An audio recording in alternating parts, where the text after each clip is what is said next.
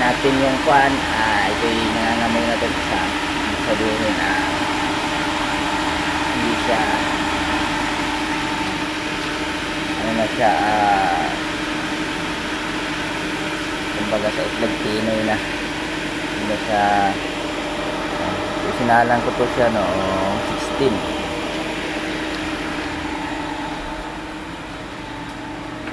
So ganyan siya pagka wala na siyang mamaya natin yan bubuksan.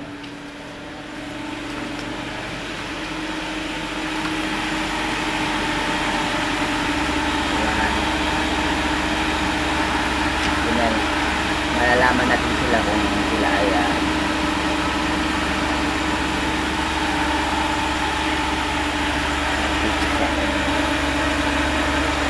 ito yung mga bago natin lagay.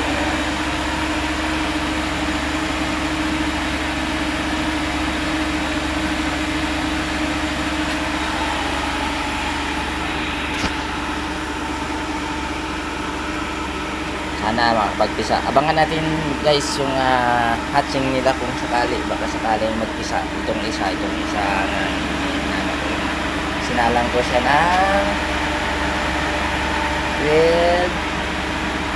12-19. Yan. So 45 days lang sila guys.